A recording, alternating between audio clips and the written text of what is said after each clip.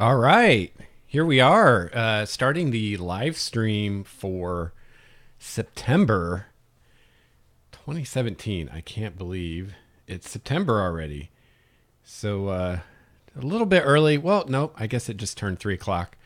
So give it a minute for people to hop in and join us in our live stream today. So I am Lex Starwalker. I am the host and producer of Game Master's Journey, which is an RPG podcast. And we talk a lot about things from the GMing side of the screen, but it's also a great show for players too. And welcome, Crazy J. How's it going? So this is a live stream I do every month and just talk about RPG topics. And kind of what I hope this is or becomes is a way for listeners of Game Master's Journey to interact with me and maybe bring up topics that we could discuss on future episodes of the show, and or ask questions that could become topics that we discuss in future episodes. So, if it's something that we can talk about here, we will. Otherwise, I may can of worms a topic, which is to say, this topic is more than we can handle in the live stream today, but is something that I want to do an episode of the show on. So, hopefully this is kind of a win for everybody. It's a way for you guys to have a little bit more say in what I talk about and cover on the show. And welcome, Josh Davis. So glad that you could pop in. And so what I usually do for these is I bring something to talk about myself, just in case there aren't any questions, but I'll try to keep an eye on the chat today to just in case anybody has questions or anything like that. And let me just move some things around here on my screen so I can actually see the chat. There we go. So yeah. So, excuse me. Let me see here. I got a little Post-it note with my notes for today. Yeah, so I was racking my brain trying to think about what I could talk about today. And it's nice that I'm putting these in the podcast stream now, because a lot of times the things I come up with to talk about, I'm like, maybe I should do an episode of the podcast on that. But one thing I thought I could talk about today, and maybe some people in the chat will weigh in on this, on what they think, but is scaling encounters on the fly. And really, I think this applies to any game you might play, any RPG. But the idea of during play, while you're running an encounter, being able to adjust the challenge and the difficulty of the encounter so that it's where you want it, so it's challenging enough without being too challenging, so that the encounter is doing what you want it to do. Because we have different ways of doing encounters. We have different reasons that we might do an encounter. And a given encounter, you might want it to be really easy, to let the player characters feel like they're really powerful, let the players just unwind and have some fun. Other encounters, you might want to be very challenging, so that the players can really feel like they've accomplished something if or when they defeat the encounter. Other encounters, you might want to be beyond the player's character's abilities. You might want them to have to surrender or run away or something like that. Or you might have an encounter where just facing it head on is not a smart thing to do, and you want the player characters to find another solution. So you want the encounter to be challenging enough where they don't want to just face it head on in a straightforward manner. So there's a lot of, different ways you can use an encounter, different challenge levels you want. And a lot of games that we play, for instance, D&D, has this concept of building an encounter and building a quote, I'm blanking on my word here, appropriate encounter. So in D&D, we have challenge ratings. We have a couple different options as far as systems you can use to build an encounter that, at least on paper, is the level of challenge or difficulty or whatever that you want. So you might say, okay, I've got 5 player characters, 3 of them are 4th level and 2 of them are 5th level. So I'm going to do some math or use some tables or whatever and figure out how many monsters of whatever CR I can use to be of the challenge level that I'm looking for. There's 2 problems with this. One is less of a problem. The other one's a bigger problem. The lesser problem is that this can lead to you thinking about designing encounters in kind of a backwards way, where you start out with, here's the level of my characters, here's the level of challenge I want. Now I'm going to have a laundry list of monsters to choose from, and I'm going to pick from that, which I think is backwards to how most of us would design encounters. We'd rather start out and say, I want the players to encounter a red dragon, and then we go from there, right? We start with a concept, or we start with an idea of what the encounter is or what monsters might be involved. And then we think about how many red dragons can they handle, or how old of a red dragon can we handle. So this idea of using a table or using a system to figure out these are the monsters I have to choose from is kind of a backwards way to approach it, I think, to how we, if not on paper, design an encounter, at least in our heads when we're thinking of encounters, how we do it. We tend to think of, this is the kind of thing I want them to face, and worry about the mechanics later. So that's kind of a lesser problem. That's a fairly easy problem to manage. The bigger problem, I think, is that, remember when I said we're designing this encounter of the challenge we want, I said on paper. And no matter how well designed the game you're playing is, chances are really good that the encounter that you design on paper, when you go to actually run that encounter, is not going to turn out the way that the theoretical, exercise you did on the paper would make you think. So you might think, oh, this encounter is going to be really easy, and it turns out to be more challenging than you thought. Or you think it's going to be challenging, and it turns out to be easier than you thought it would be. And a lot of times we, and I know I've done this, we tend to look at that as a failure on the design of the system and say, hey, the system's broken because I designed this encounter. I thought it would be X difficulty, and it wasn't. It turned out being easier or harder than I thought. And we tend to blame the game for that and say this is a fault with the game. But I don't think that's really true, because there are just so many variables in an RPG. If you're talking a video game, then yeah, you can design a theoretical encounter that in play is going to play out pretty close to the way you designed it, because the abilities that the player characters have are kind of fixed. They're within this system that's the language of the video game that you can predict. And also their options are limited. In even the most immersive video game, there's a finite number of things you can do at any given moment. So you can plan for that. But with a tabletop RPG, the options that are available to the player characters are at least theoretically infinite.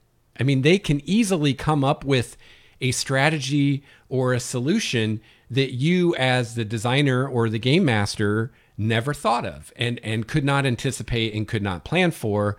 And now all your theory crafting kind of goes out the window because they've changed the playing field through some strategy they've come up with or whatever that you never thought of. So, I think it's unrealistic of us as game masters to expect our system to be able to give us an encounter that is going to always work exactly the way we think it will, because not all player characters are equal. Not all groups are equal. For instance, in D&D 5th edition, the rules given in the player's handbook and the Dungeon Master's Guide all assume no magic items. So all of those encounter building rules kind of go out the window as soon as you hand out any magic items, because that balancing is not figuring in magic items, because the system is built in such a way that you could never hand out a magic item for an entire campaign, and the players and their characters are going to be fine. You're not going to have to worry about, they don't have any magic weapons. Will they really be able to handle this encounter? Because the encounter balancing doesn't assume that they have any magic items. So kind of the flip side of that is, as soon as you start giving magic items, already your player characters are more powerful than what the math of the encounter building is assuming. And of course, the more magic items you give out, or the more powerful those items are, then the more that is true, and the more outside of what the encounter system is designed for you get, and the less you can rely on it. So all of that is to say that I think that this concept of, I'm going to sit down with pencil and paper and I'm going to design a, quote, balanced encounter that when I go to put it in practice in my game with my player characters is going to pan out exactly the way the numbers say it should. It's kind of a misconception. That's not really something that happens very often, and it's not a realistic thing to expect or hope for. So the way that we mitigate this, the way that we deal with this, is the way that we run the encounter in play. And this is something that I think for most GMs that have very much experience, we kind of learn this on our own. Even if no one ever teaches us, we kind of figure this out as we run the game. But for a newer GM, it may not be obvious all the ways that you can do this. So I thought we would talk a little bit today about some things I thought of. And really for me, it's trying to think of, what do I do when I run the game? Because I do this all the time when I run a game. So trying to figure out what it is I'm doing and nail down like specific like bullet points of, here are things to consider when you're actually running the encounter for your players. All right, so let me look at my notes here. So yeah, this is stuff you're doing on the fly during play. This isn't stuff that you necessarily plan for, although you can plan for it in the way you set up the encounter to begin with, so that you leave options open for you to tweak the encounter as you need to. And by the way, I am not today talking about fudging dice rolls or anything like that. That's a whole nother topic. I'm talking about just things you can do within the rules, within the story, to adjust an encounter as you go. Not even considering the fact that you can fudge dice rolls or things like that. So let's see. Wow, trying to read my chicken scratch here. So one of the easiest things and the things that you can use the most often is, when you're designing an encounter, have more NPCs there than what you plan the player characters to directly interact with. So for instance, let's take an encounter with goblins. So maybe let's see, should we have this be, let's say this is a wandering encounter. We'll make it easy. Well, not necessarily easy, but applicable to more situations. So the player characters are out in the world, they're wandering around, and they encounter some goblins. Maybe the goblins ambush them, or maybe the player characters surprise the goblins. So when you prepare for this encounter, one thing you can do is, let's say you have 4 player characters and you're thinking, okay, I think each player character can handle 1 goblin, so I'm going to have them fight 4 goblins, right? We'll have more goblins there than just the 4 goblins. Have additional goblins. The idea being that when the fight starts, some of the goblins are going to be directly fighting the player characters, and some of the other goblins are not going to be. They're going to be hanging back or doing something else. Maybe this was a goblin hunting party, and some of the goblins are out scouting the area, and when the combat starts, it's going to take them a few rounds to get to it when they hear the fighting. Or maybe some of the goblins are more cowardly, so they kind of hang back and see how the fight goes before they decide to commit themselves. I mean, you can come up with a million justifications for why a given goblin would not be attacking a player character this particular round. Another way you can handle this is if there are NPCs with the player characters, you can have some of those goblins attacking NPCs instead of player characters. And instead of just doing dice rolls like you normally would, you can just narrate the combats between the NPCs and the goblins as you see fit.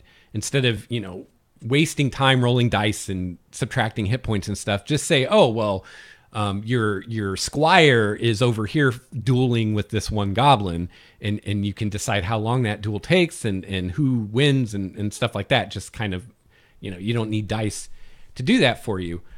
So that's one thing. And then if you have, let's say you have a group of, I don't know, a dozen goblins or so. And another thing is, don't give your player characters numbers, right? I mean, unless a character is going to sit there and count the goblins, if there's more than a handful, they're not going to necessarily know at a glance how many goblins there are, especially if the goblins are using cover and hiding and things like that. If we're in a forest, they totally would be. So don't tell the player characters there's 12 goblins. Say there's a dozen or so goblins. And if you want to take your action and spend a round trying to count them all, you might have a more exact number. But even then, you don't necessarily see every goblin that's hiding, or you don't see the goblins that are a few hundred yards away that were scouting and are making their way to the combat now. So the first trick is never give, this is just a general rule. Never give player characters information they shouldn't have. Never give players information they shouldn't have. If they're facing 100 goblins, how do they know there's 100? They don't know. Unless they're going to take time to count them, they don't know there's 100. They might estimate that there's about 100, but there could be 80, there could be 120. They don't know. So that's one thing to remember. Never give more information than you have to, or than what the player characters would actually have realistically. So, let's say there's a dozen or so goblins, and you've got 4 of them fighting the player characters right now. The other ones are hanging back. They're doing whatever.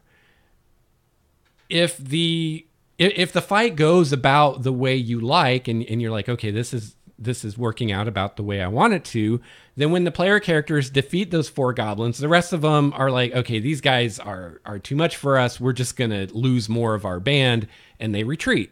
So you still had your encounter with 4 goblins. They get XP for 4 goblins, not for 12. And everything goes on. But on the other hand, let's say you're getting into combat and it's too easy, then you can have more of these other goblins join the fray, and you can have, you can have them all join in. You could have a couple join in every round, however you want to do it. So one side of this is you have more NPCs or monsters or whatever available in the scene than what you think you'll need. And that way you can scale difficulty up as needed by having more join the fight. You can also do it the other way by having NPCs flee or surrender.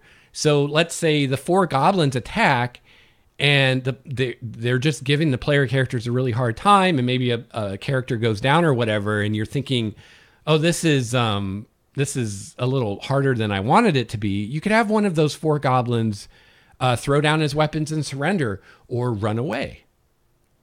Another kind of a variation on this is you could have you could adjust difficulty with tactics.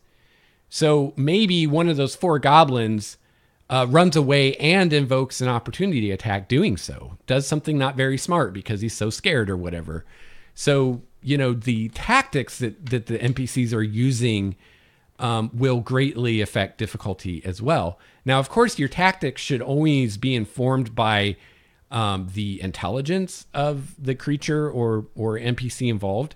So, a creature with animal intelligence is going to only be limited to certain tactics, whereas something with the intelligence of a human will have more tactics at their disposal.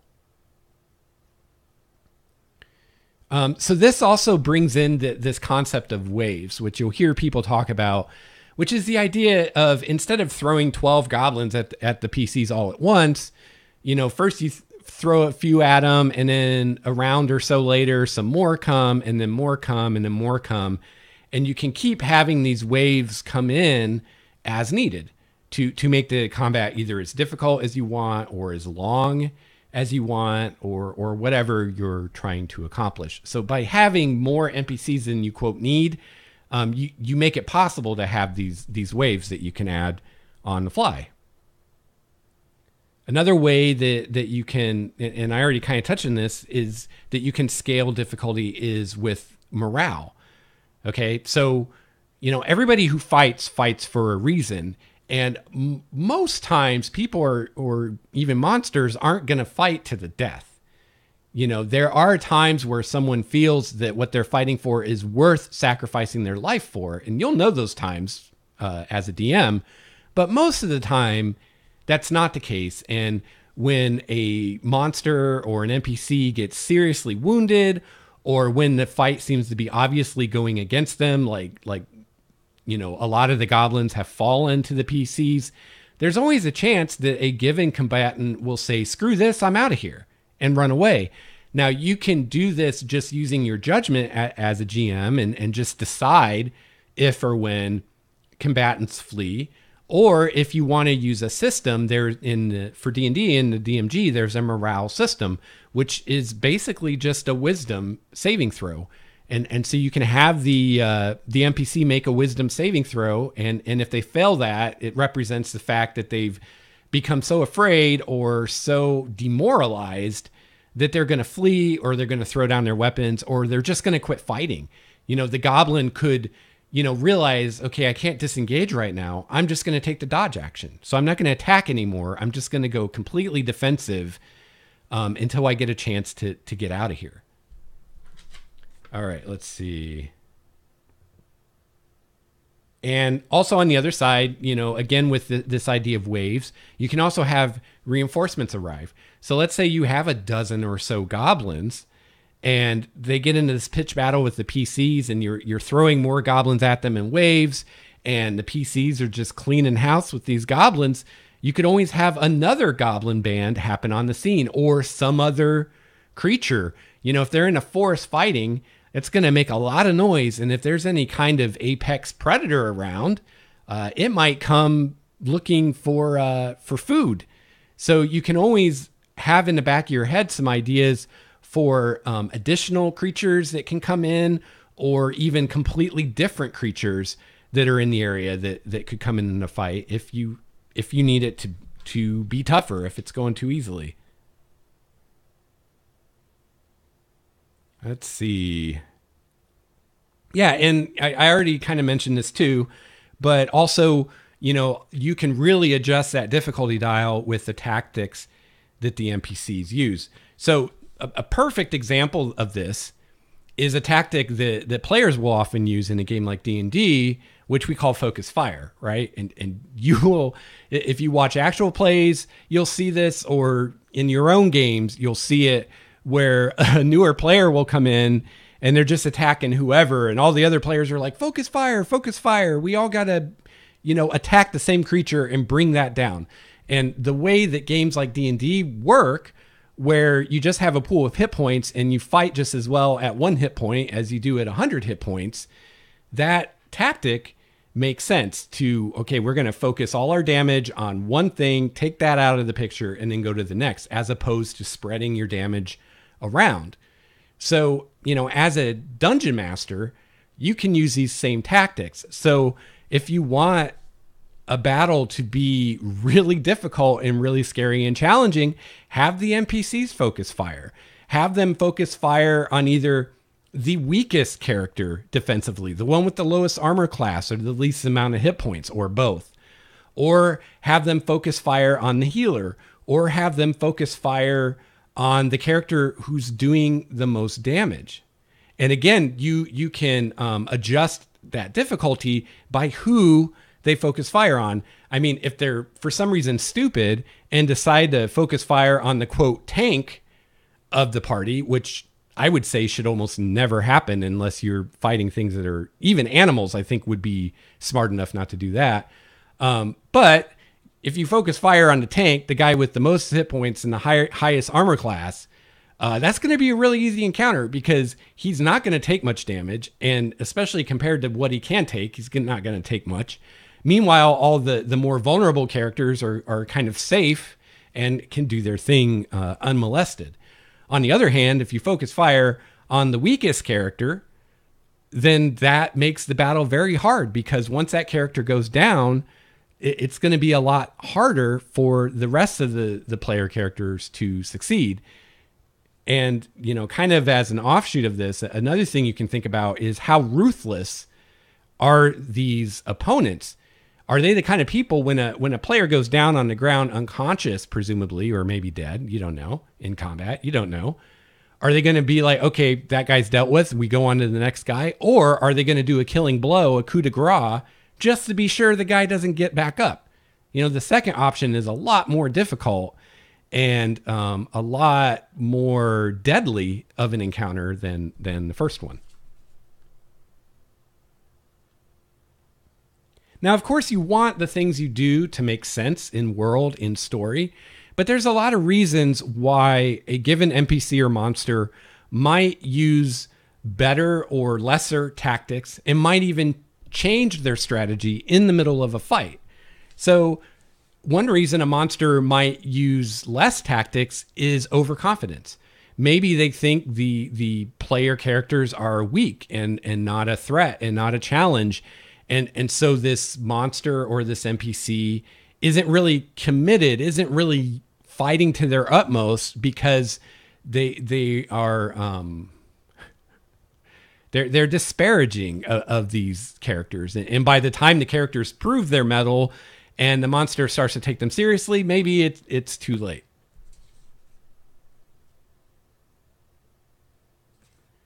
And kind of my last thought for ways that you can adjust difficulty in the middle of a fight is with the environment.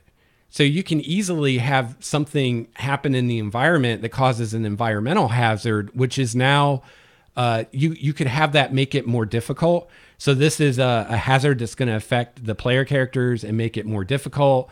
Like the bridge they're fighting on is starting to collapse. So well, actually, that's a better example of my second thing. Let's see, what would be something to make it more difficult for the player characters? Maybe positioning, right? Terrain. So maybe the player characters are up against a river or a cliff face or something, and the NPCs have backed them up against it. And so now their mobility is limited. They can't move backwards. Maybe they can't really move anywhere. And so it's more difficult. You could also have terrain things that affect everybody, like the example I was about to give of they're fighting on a bridge and the bridge starts to collapse. So that's going to make it more difficult for the player characters. It's also going to make it more difficult for the NPCs. And as far as, who it's going to hurt worse, it's probably going to come down to what kind of checks are they having to make and who's better at those checks. And then on the other side, you could have something that happens in the environment that helps the player characters and makes the fight easier for them. So these are all things that you can do on the fly while you're running the encounter. You can come up with some ideas ahead of time that you can use if you need to. For instance, environmental hazards that could come up, or other monsters in the area that could join the fight. And also, setting it up so that there are more possible combatants than what the player characters are going to square off with right away. So yeah, there's just some thoughts on that. This is definitely a topic that we could expand on and maybe even do a more in-depth episode or discussion on. But that's kind of what I have now. I haven't been paying attention to the chat. Let's see what's going on in chat. Let's see.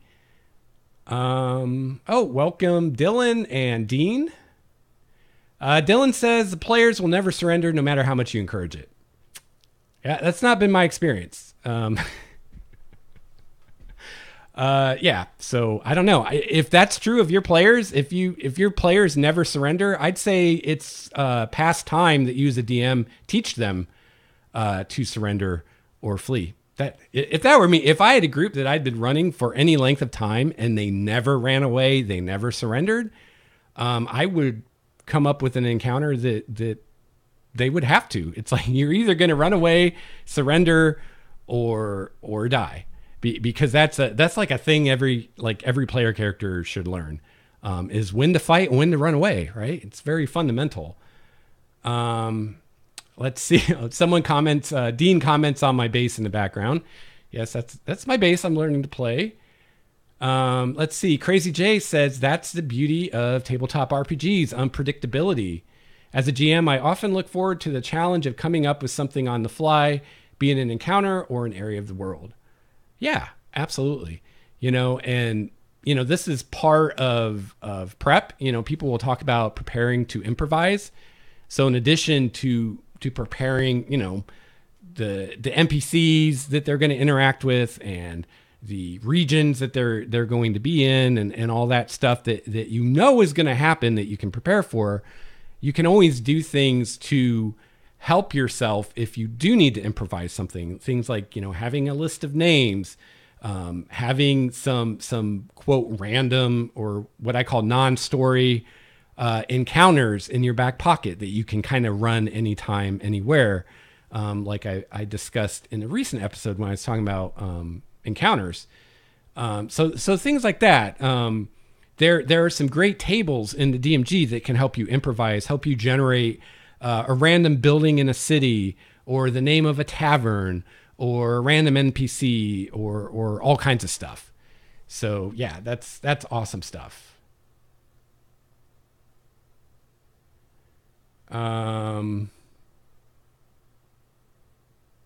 Okay. I'm not sure what Dylan Black is saying here. Something about the needs of a game that requires you to put out experience points to do nothing on the page. Yeah, I'm not sure where he's getting at there.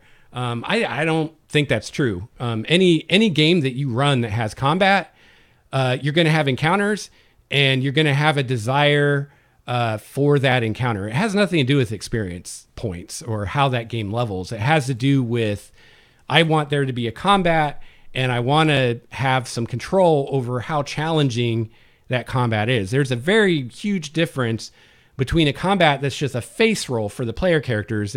They're never under any real threat and they just mow through it. That's a very different experience than a combat where they're pretty even matched and it's a tense fight and you don't know who's going to win until the very end, or a combat where they're outgunned and where they're either going to lose or they have to do something really creative in order not to lose.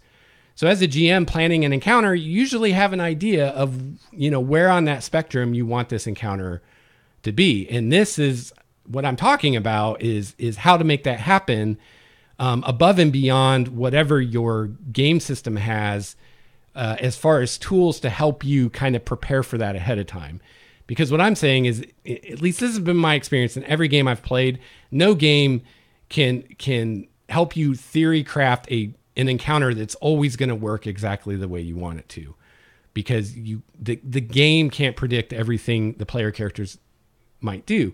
And even if the player characters don't do anything unpredictable, there's still, like, just D&D, how many classes and subclasses do we have? How many different combinations of abilities do we have?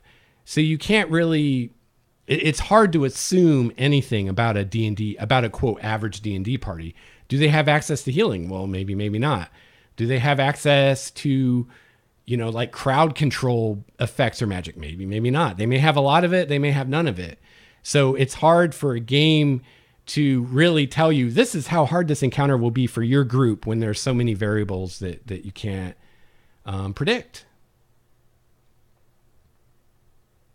Let's see. Josh says, seems ideal for a West Marches style game where encounters are based more on encounter tables than pre-planned dungeons.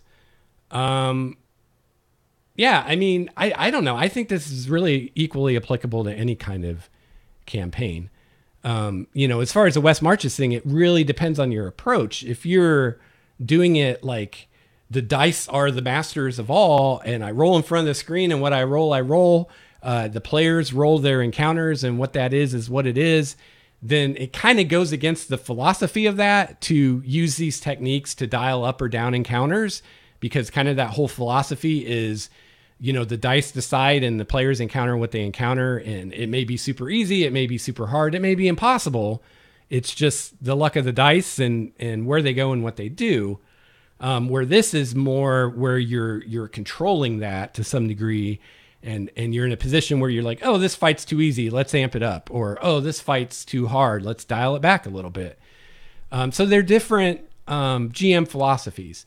And, I talked about before, like a lot of people think that a big part of West Marches is this idea of we roll in the open and everything's decided by the dice and the GM is kind of hands off with that kind of stuff. And I don't think that's true. I think you can have a West Marches and run it any way you want. But regardless, you may run different campaigns different ways. So you might do a campaign where you always roll in the open and the dice aside. And in that kind of campaign, maybe you don't want to do this so much.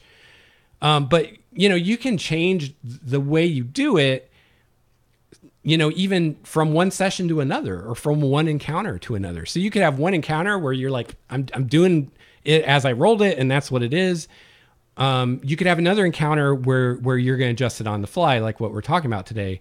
And again, I think that comes back to what are you trying to do with this encounter? Because there's a lot of reasons we might use an encounter. You might just be like, hey, I need to fill up about a half hour at game time with something for the player characters to do. I want them to roll some dice. I want there to be some tension.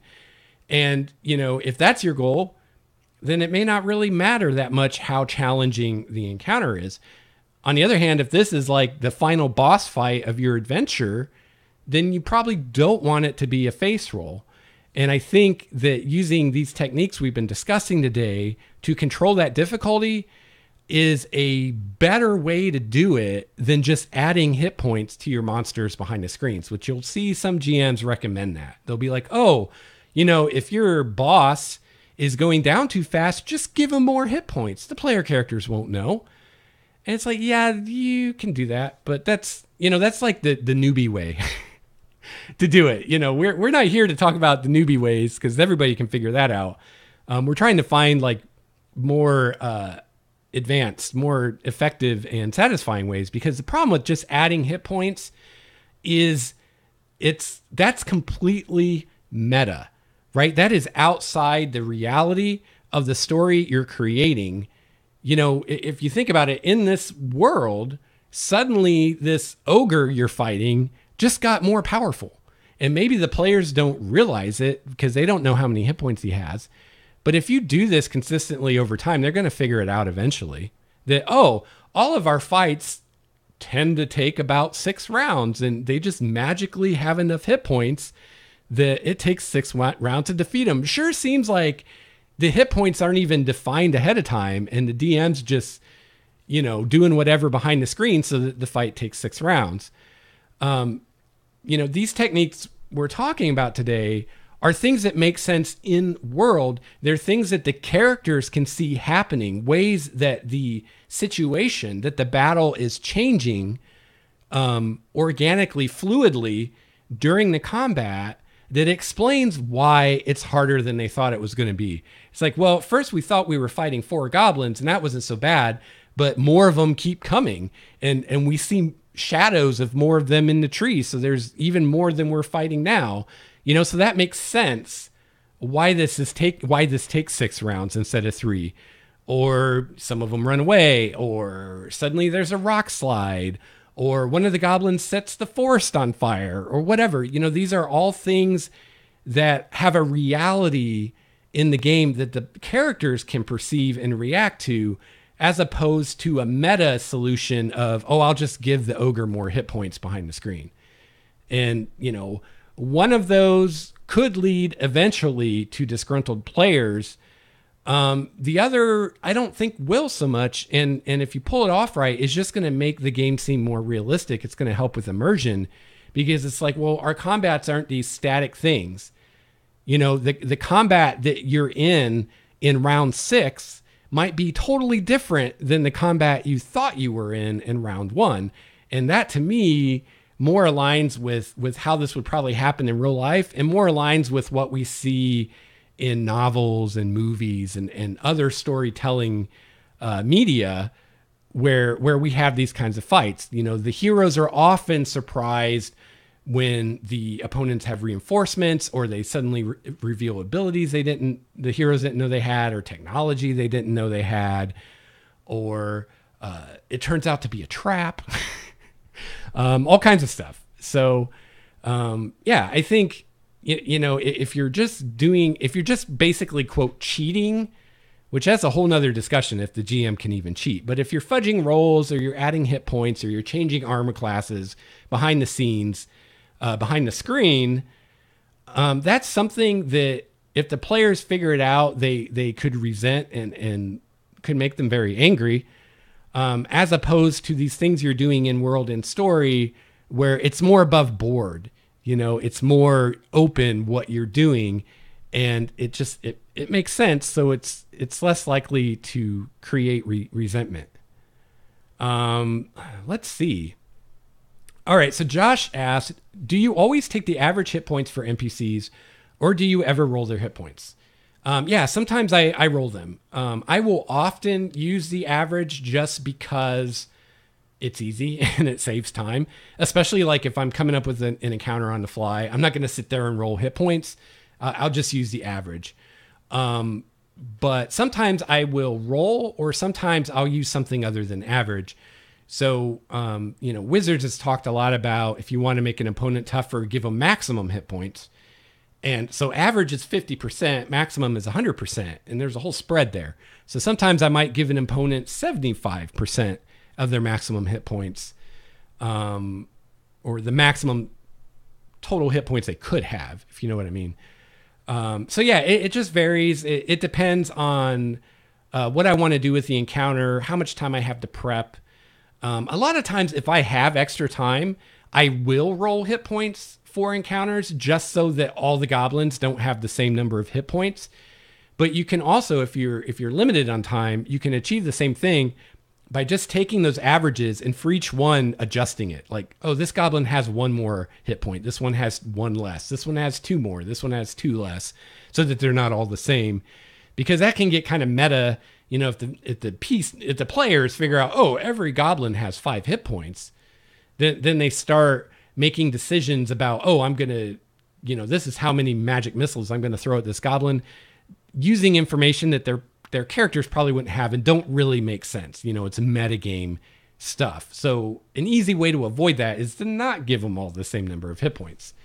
So, there's various ways you can do that. Let's see. Ben, hello, Ben, says, do you have any tips about DMing one PC sessions? Don't do it unless you have to. No. Seriously. Yeah. I used to do that, back in high school, and yeah, my, it's kind of cheeky, but my first tip would be don't do it unless you have to. I would say the majority, at least for me as a player or a GM, the majority of the fun that's had at the table is due to the interaction of the players. So running a game for just one player, it's like you're missing out on like a huge, like 90% of the fun you could be having with only one player.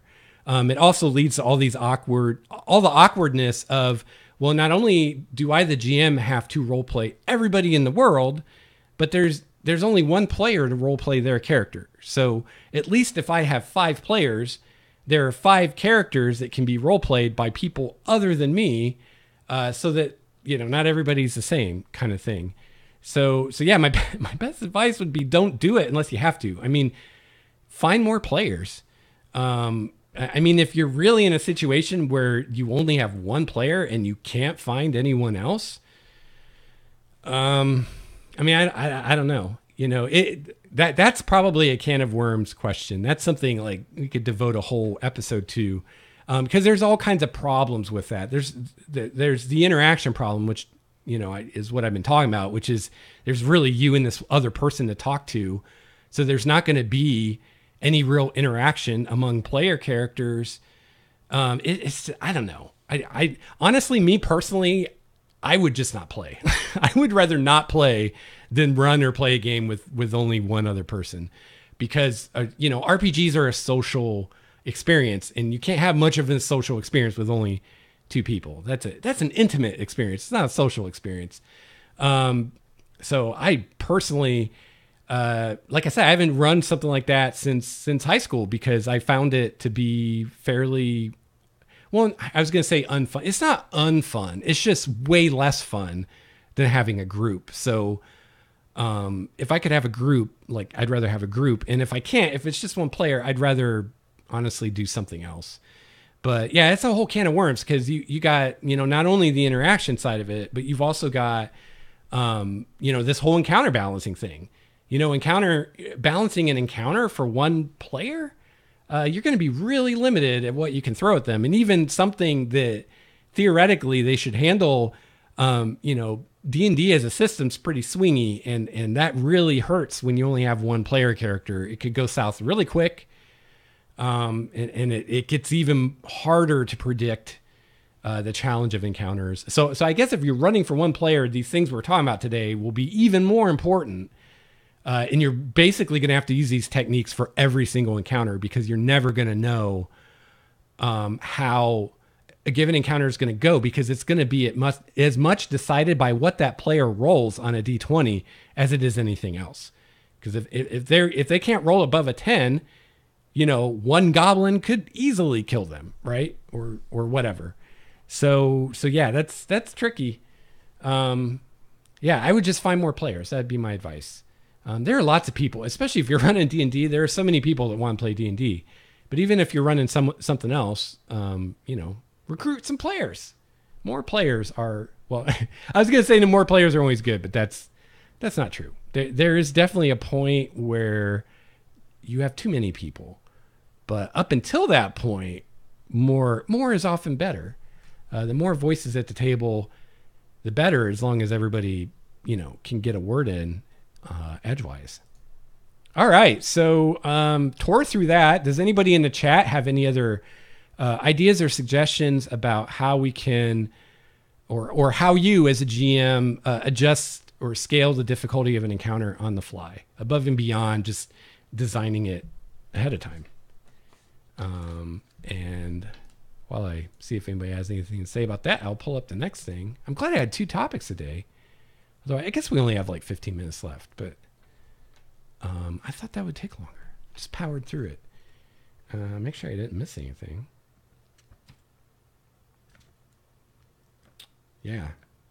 Oh, something that just occurred to me with legendary monsters. Another great way to tweak encounter difficulty is how they use their legendary actions. You can be anything from ridiculously ruthless to how you use those actions to softballing it. Now, I would really recommend against softballing any encounter unless there is an easily seen and understood in-world, in-story reason that the encounter is so easy. And this is something I see on actual plays that I watch.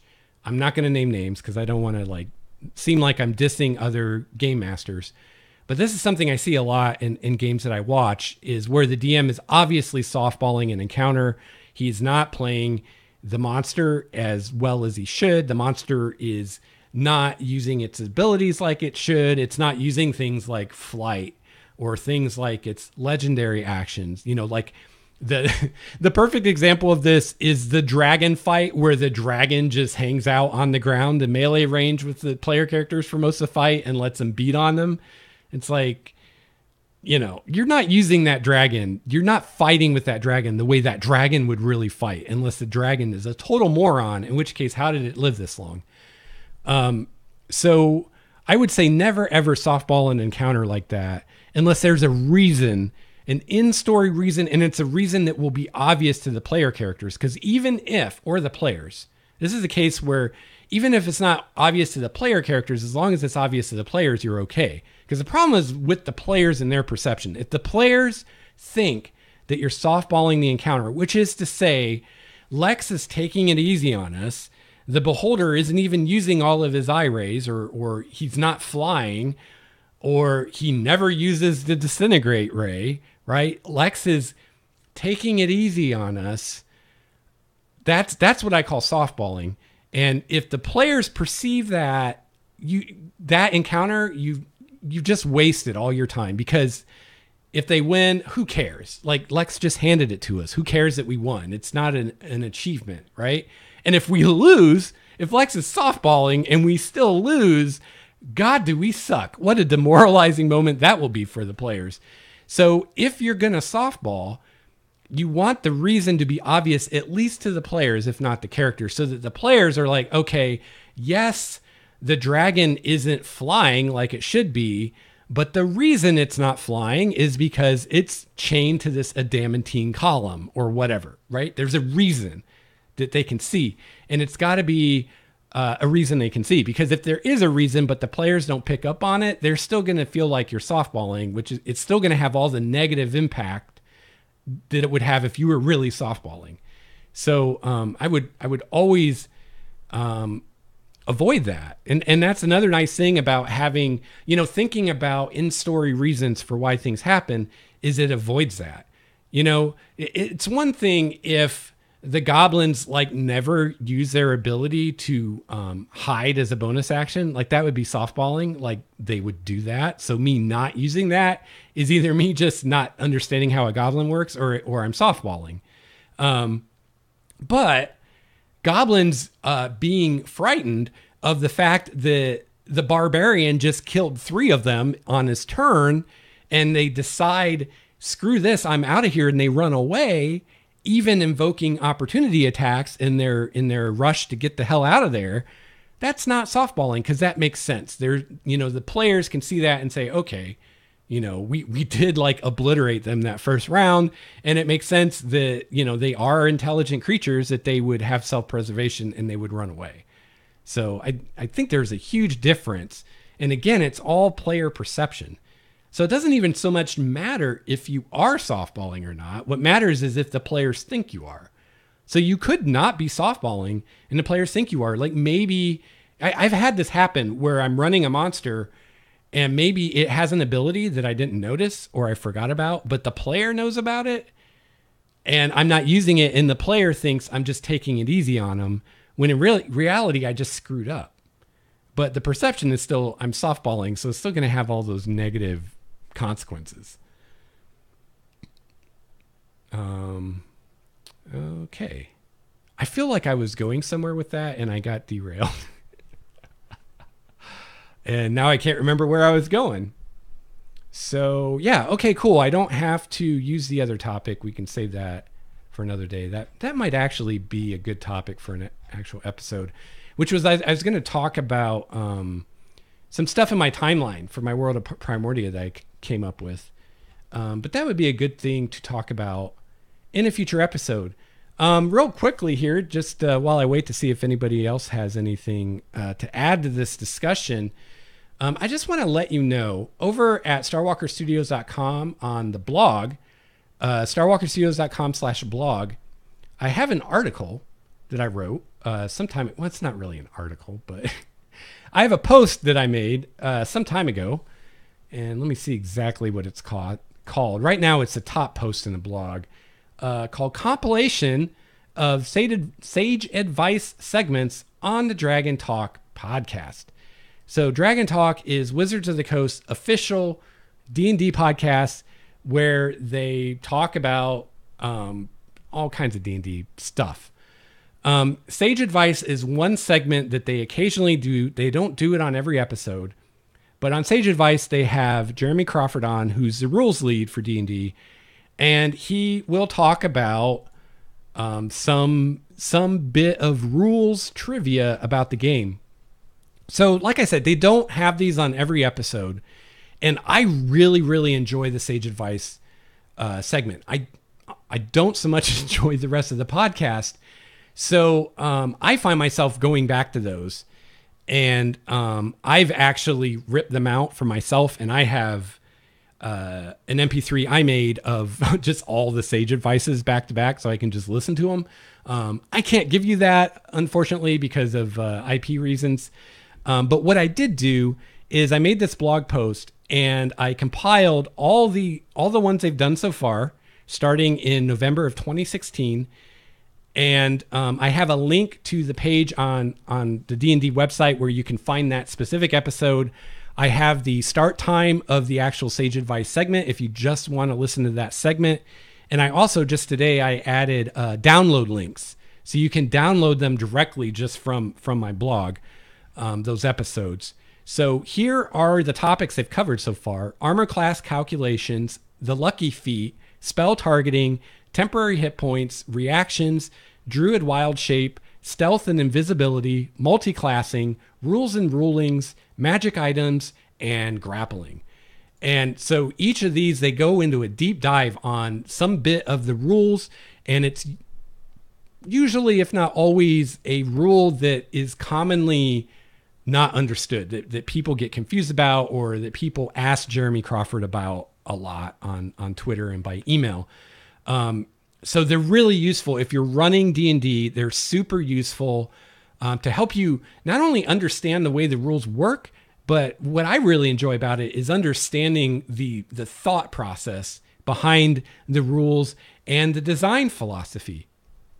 For instance, and this is something I've been planning to do an episode of the show on for like months, and I'm going to do it one of these days. But a lot of times you will hear people talk about when you're creating player characters, like when you're creating a party for D&D or other games, they'll talk about this concept of stepping on other people's toes. Which is to say that this idea that in an adventuring party, everybody has a specialized role, and you don't want to specialize in the same role as someone else.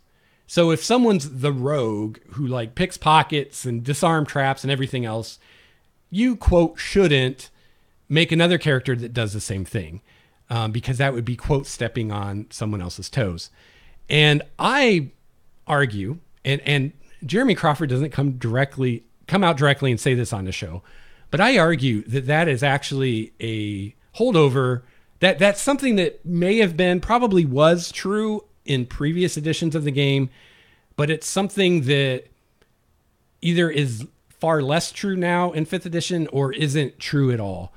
And the reason that it's not really something I think you need to worry about in 5th edition is they designed the game in such a way, and they do talk about this in the Sage Advice, and I'm going to have to remember which one it is when I do the episode so I can go back to it. I think it might, well, no, I don't remember. I'm not going to say because I don't really remember which one it was.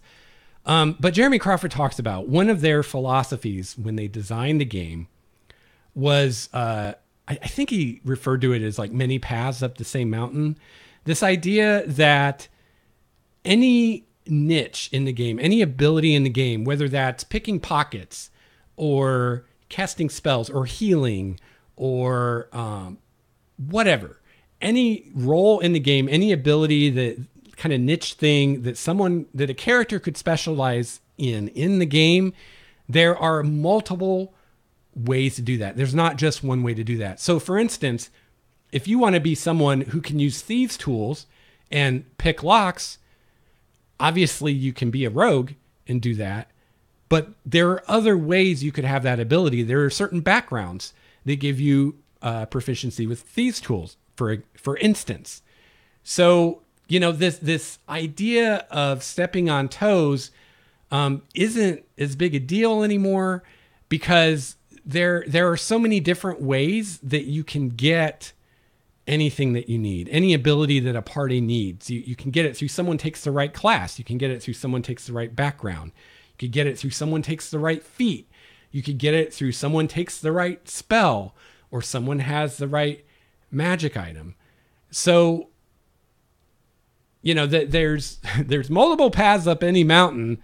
And so, you know, you don't so much have to worry about, oh, we already have a character that can heal, I can't play a character that can heal.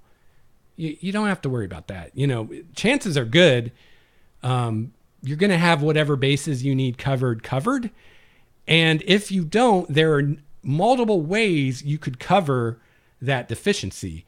For instance, if you don't have anyone in the party that can heal, someone could take a feat that gives them some healing ability. Someone could multi-class and get healing ability. You could have characters like a bard or even a ranger that could have healing ability, just depending on the spells they choose that they know. You could get that ability through magic items. So, you know, yeah. So that's something I want to talk about more later. But that's just an example of, something I learned from listening to Sage Advice, because I used to be on the boat of thinking, you should try to avoid PCs stepping on each other's toes and blah, blah, blah, blah, blah. And after hearing Jeremy talk about the philosophy behind the way they designed the game and why they designed it in such a way that, any given ability in the game, there's multiple ways you can get that, made me realize that, we don't need to worry about this anymore. The game is designed better. In OD&D, if you wanted someone to do roguish things, you had to have a thief. Like that was it, but there's more options now. So that's just, one thing I've learned. And to me, that's been far more valuable than just, this is exactly how hiding in combat works, which, don't get me wrong, that's a very valuable one. Definitely, I wish every DM out there would listen to the one on stealth and invisibility, which is the episode from April 27th of 2017, where they talk about how stealth works and how invisibility works in combat. And you watch that and you realize that if you watch actual plays or you play with multiple GMs, a lot of GMs either make it way too easy to hide in combat, or a lot of GMs make it way too hard or even impossible to hide in combat. And of course, reality is somewhere in between. But I've learned even more than I've learned from like specific rules, things like this is specifically how it works, or like spell targeting, finding out that a lot of the spells in the game don't require line of sight. And unless the spell says it requires line of sight or requires that you see your target, it doesn't. So I've learned a lot from specific rules, things like that, but I've learned even more from just the general discussion of the philosophy behind the design. For instance, which is invaluable for anyone that's going to homebrew anything, especially if you're going to homebrew something and publish it. I've seen so many people publish homebrewed things that fly in the face of the philosophy of the design of 5th edition. One of those philosophies is speed of play. So anytime you're coming up with a new mechanic, you got to ask, what does this do to speed of play, specifically in combat? And if something is really going to slow things down, you got to wonder, is it worth it? And you see just that one thing. You see so many homebrew stuff that violate that and create these really complicated and convoluted systems that are really going to slow things down. And it's like, this is a designer who either doesn't understand the philosophy behind the game or doesn't care. So, if they don't care and their customers also don't care, then awesome. But if they don't understand or they don't care and the customer cares about the design philosophy and they're like, I don't want to add this class to my game and suddenly my combats take twice as long as they used to, then, that's a concern. But even if you're just homebrewing for yourself, to understand the philosophy behind the system, I think is immensely useful. For instance, how many GMs out there use alternate rules for how readying an action works that they get from previous editions of D&D, or for instance from Pathfinder. So if I remember right, and it's been a while since I played Pathfinder, but in Pathfinder you had a few options for doing something like that. You could just ready an action, sort of like what you do in D&D, or you could delay your turn, in which case, once you take your turn, now you're on that new initiative for the rest of the combat. And I think there might have been one or two other things you could do with your initiative in Pathfinder. And they had a discussion. Let me see if I can remember which one this was. Nope. But in one of these Sage Advices, they had a discussion about, you know what? I'm sure it was the one about readying an action. Reactions. I think it was the one on reactions, maybe. But anyway, because readying an action uses the reaction. Anyway, that's a can of worms. But I learned a lot from that discussion because they talked about how they considered the idea of being able to delay your turn to a new initiative and different things you could do, or just be like, I'll just take my turn whenever I want. And one of the main reasons they decided to do it the way they did, where you ready an action, is speed of play. And to also, and this was another major philosophy behind the design, to avoid player indecision. Because when you have a system where you can, let's say I rolled a 20 on my initiative, but I can wait to take my initiative until whenever I want after 20, and then that's my initiative for the rest of the combat. That's another decision I have to manage in that combat with my character. And as a group, that's a decision that everybody has to make, that the group has to manage. What's the most optimal for this person to take and that person to take their initiative? And you get to this situation, they describe it really well in the show, where it's like almost a paralysis of indecision because there's so many permutations and so many variables, and you're trying to figure out what's the optimal thing to do. Where if you just go on your initiative, it's much easier, it's much faster. And yes, you can ready an action and effectively delay that action until later in the turn, but there's a pretty sizable trade-off or sacrifice that you make to do that, because now you sacrifice your reaction and your action to do that. So you're basically trading in your action and your reaction to be able to take the reaction later or take the action later. And it's not a full action. For instance, if you have multi-attack, you only get to take one attack. You don't get to take 2 or 3 on your readied action. There's a downside for spellcasters. If you ready an action to cast a spell, you lose that spell regardless of whether or not you later cast it. So they did it that way because there's still strategy, there's still tactics, because you still have to decide, is it worth the cost to ready this action? But because it is a cost, it's something, it's going to be more limited when you use it. You're only going to tend to use it when you really need to, as opposed to every round of every combat deciding where in the initiative I should go. It's something that you're not going to have to deal with every round of every combat, where if you just have the ability to delay your turn until a later initiative, I mean, that's an option to consider every round if there's no drawback, I guess, to that. So, that's something where before I heard that discussion, I might have been convinced by a group of players to implement rules like what Pathfinder has, where you have more options of what you can do with your initiative. But after hearing that discussion and kind of understanding where they were coming from and why they decided to do it the way they did, I realized this isn't something I would want to do, because those other systems slow down play. And not just for, the turn that someone does that, but really every combat and sometimes even every round of every combat is slowed down, because all the decisions you have to make when it's your turn, now you have another decision to make. Do I take my turn now or do I take it later?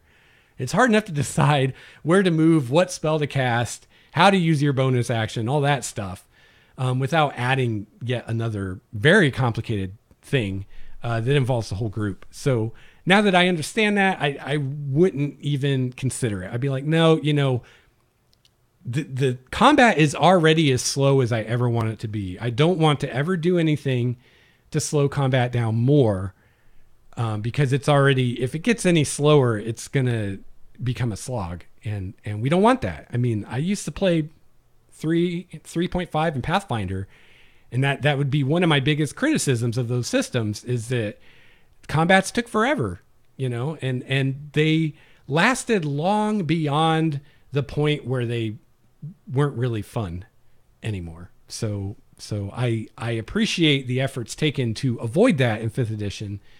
And I think you can tell the difference. I definitely see a difference in my combats, that they go much more quickly. So, all right. Well, I'm actually a little been rambling over. So I want to thank everyone who stopped by today. And again, check out that blog post if you're interested in those Sage Advice segments. starwalkerstudios.com/blog. You can find it there. And there's links where you can download them directly, or you can go to the page on the D&D site and listen to them there, or download them from there. And then if you want, you can check out the other episodes of Dragon Talk as well. Because again, they don't have Sage Advice on every episode. It's usually once or twice a month that they have it. But I've really enjoyed it, and I always enjoy Jeremy's Sage Advice columns that he puts out, and the Sage Advice Compendium is very helpful. And I just got to say, I feel like it's been a while since I said this, so I'm going to say it really quickly. I really appreciate what Wizards does with Sage Advice, Unearthed Arcana, and the errata. Just recently, I think it was last week, they released new errata. We've got errata for Volo's Guide to Monsters now. We've got errata for, I think, Storm King's Thunder now. They've updated the errata for the Player's Handbook. They've updated the Sage Advice Compendium. And I really appreciate a company that supports its products in that way. And when there are mistakes, they fix it. When there are problems, they fix it. For instance, they're working on a new version of the Ranger, which I feel pretty confident in saying that I think when they finish that, it will be something you will be able to get for free. It may be in a future product that you have to pay for, but I bet money that there will also be a PDF download on their website because that's how Wizards rolls. And when we got the Elemental Evil Players Companion, which had new spells, had the Genasi, had the Goliath, had the Aarakocra, that was free. That was the free download. So I really appreciate the way they support their products. When there are mistakes, they fix them. They release errata all for free, as opposed to, let's just wait 2 or 3 years and put out D&D 6th edition, which there are companies that I'm not going to name names, but there are certain game companies that don't, support their products in that way. Don't put out errata. Instead, they wait a few years and they put out a new edition that they want you to, pony up the dough for. I'm sure part of the reason that Wizards is so cool about it is because of kind of what happened in the 3rd to 4th edition days and how many customers they lost with 4th edition, and this perception of they were putting out editions too quickly. So I'm sure that's part of it.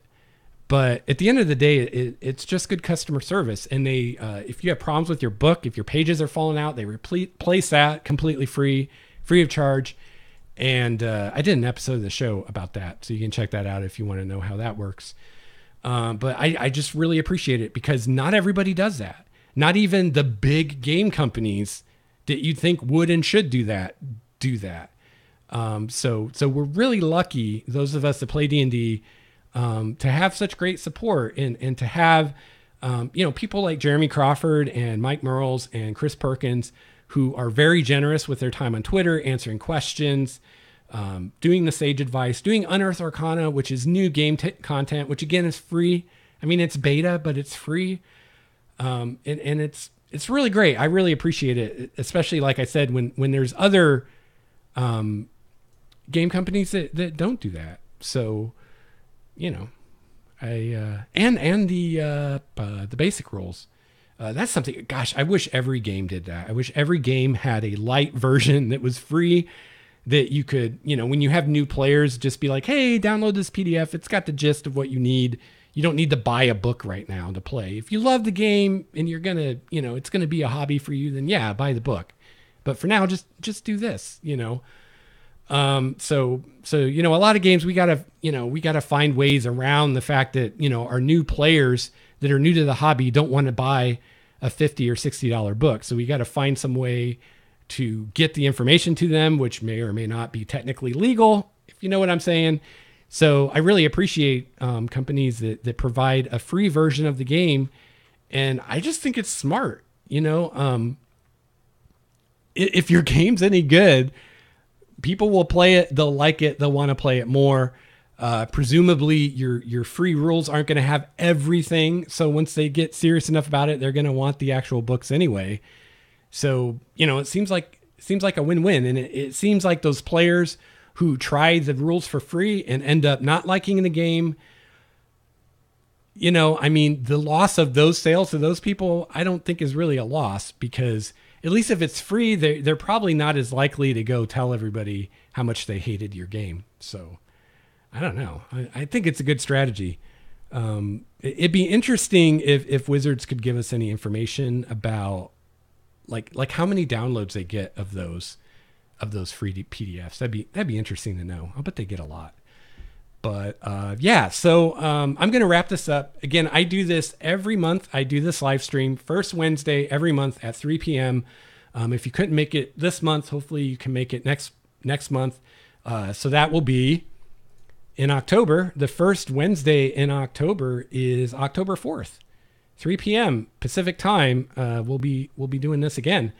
So finally, I just want to thank the patrons of Starwalker Studios. This is actually this live stream itself is a reality because of the patrons. This was a milestone goal that we hit.